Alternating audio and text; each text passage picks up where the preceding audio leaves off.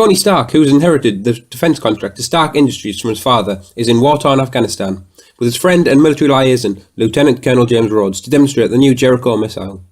After the demonstration, the convoy is ambushed and Stark is critically wounded by a rocket-propelled grenade used by the attackers, one of his company's own. He is captured and imprisoned in a cave by a terrorist group, the Ten Rings. Yinsen, a fellow captive who is a doctor, implants an electromagnet into Stark's chest to keep the shrapnel shards that have wounded him from reaching his heart and killing him. Ten Rings leader Raza offers Stark freedom in exchange for building a Jericho missile for the group, but Tony and Yinsen know that Raza will not keep his word.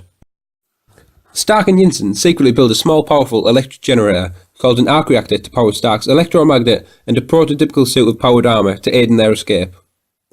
Although they kept the suit hidden almost to completion, the Ten Rings discover the hostages' intentions and attack the workshop. Yinsen sacrifices himself to divert them away whilst the suit is completed.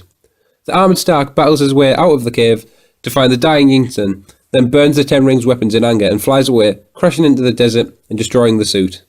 After being rescued by Rhodes, Stark returns home and announces that his company will no longer manufacture weapons. Obadiah Stane, his father's old partner, and the company's manager, advises Stark that this may ruin Stark Industries and his father's legacy. In his home workshop, Stark builds a sleeker, more powerful version of his improvised armour, as well as a more powerful arc reactor for his chest. Personal assistant Pepper Potts places the original reactor inside a small glass showcase. At a charity event held by Stark Industries, reporter Christine Everhart informs Stark that his company's weapons were recently delivered to the Ten Rings and are being used to attack Yinsen's home village, Gulmira. Stark learns that Stane has been arms trafficking to criminals worldwide and is staging a coup to replace him as Stark Industries CEO. Stark dons his new armour and flies to Afghanistan, where he saves the villagers. Whilst flying home, Stark is shot by two F-22 Raptor fighter jets. He reveals his secret identity to Rhodes over the phone in an attempt to end the attack. Meanwhile, the Ten Rings gather the pieces of Stark's prototype suit and meet with Stane, who subdues Raza and has the rest of the group killed. Stane has a massive new suit reverse-engineered from the wreckage. Seeking to track his company's illegal shipment, Stark sends Potts to hack into its database. She recovers that Stane has hired the Ten Rings to kill Stark. Stane's scientists cannot duplicate Stark's miniaturized arc reactor, so Stane ambushes Stark at his home and takes the one from his chest.